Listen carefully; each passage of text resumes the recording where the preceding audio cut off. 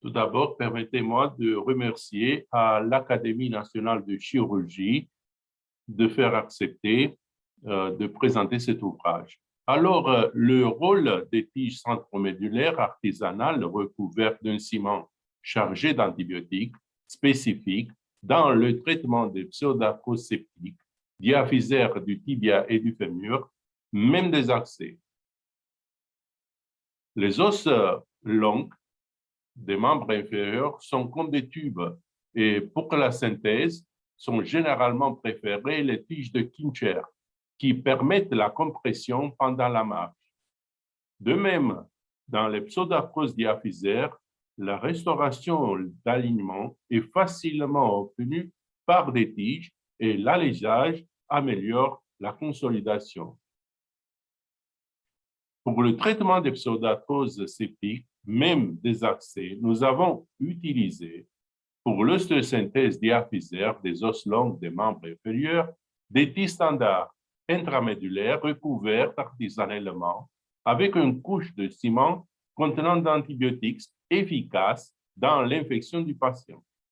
On fabrique alors un composite, tige comblée du ciment. L'opération se fait dans une seule étape chirurgicale avec trois objectifs: guérison de la pseudarthrose, du sepsis et la correction de l'axe.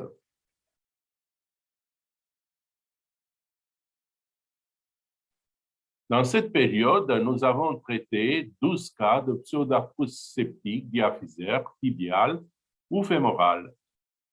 4 ont eu une désaxation sévère, 10 à 30 degrés. Après débridement et alésage de l'os, on mesure le diamètre de l'alésage final. On utilise des tubes stériles avec le diamètre intérieur égal au diamètre de l'alésage.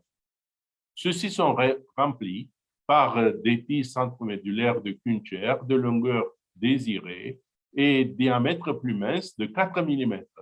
Nous utilisons l'antibiotique efficace après l'antibiogramme. On injecte dans ces tubes du ciment mélangé avec les antibiotiques spécifiques thermostables. Les tubes sont coupés et on obtient des tiges recouvertes de ciment contenant l'antibiotique spécifique. Et dans 10 cas, nous avons pu verrouiller ces tiges.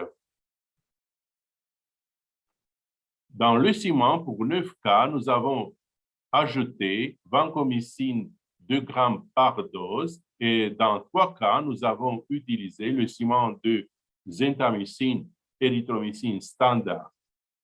Dans les tubes stériles de polyéthylène de diamètre de 4 mm plus grand que les tiges utilisées, nous avons injecté le ciment mélangé, puis la tige a été insérée. Une solution saline stérile a été utilisée pour refroidissement, puis les tubes ont été coupés. Dans 10 cas, nous avons réussi à verrouiller ces tiges. Voilà le peeling, la banana technique. Voici un bon exemple d'un pseudarthrose septique d'un pilon tibial désaxé à 30 degrés que nous avons guéri par un fixateur externe, alésage, débridement et mise en place d'une tige composite avec du ciment.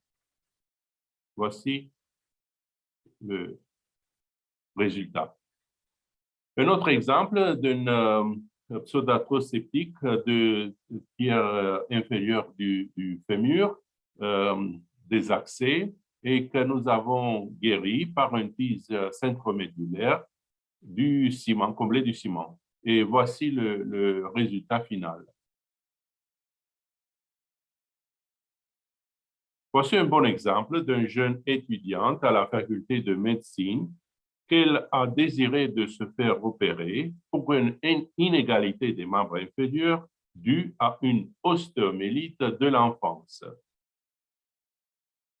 Nous avons fait l'ostéotomie ostéosynthèse fémorale de raccourcissement de la côté plus longue et d'allongement de la côté plus courte.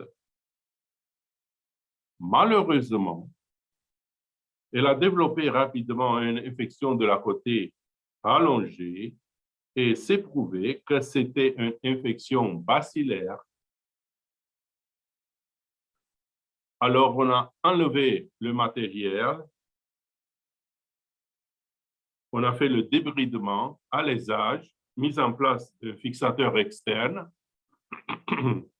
et une tige composite avec du ciment et rifampicine. Finalement, on a obtenu la guérison de l'infection, la consolidation, l'égalité des membres inférieurs et la bonne fonction.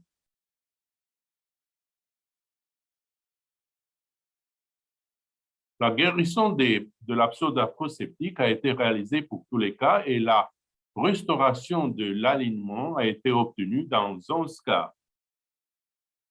Le raccourcissement a été nécessaire dans 4 cas avec une moyenne de 1,5 cm, mais dans un cas, l'élongation avec égalisation des membres inférieurs a été obtenue.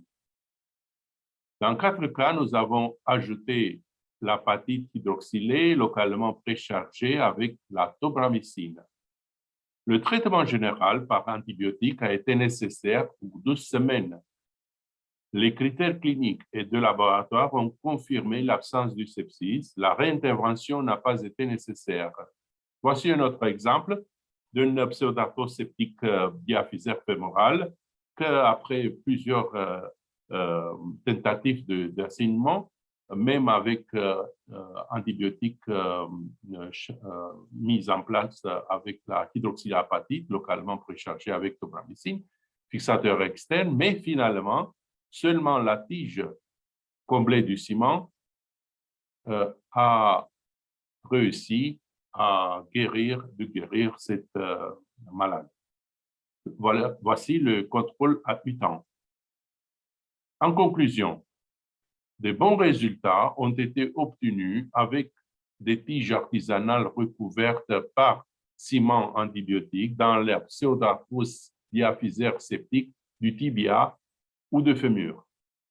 La chirurgie, en une seule étape, a réussi à résoudre la guérison de la pseudarthrose, du sepsis et la correction de l'axe. Notre expérience est limitée, mais l'avenir, cela peut être une méthode précieuse. Encore une fois, merci pour faire accepter de présenter cet ouvrage.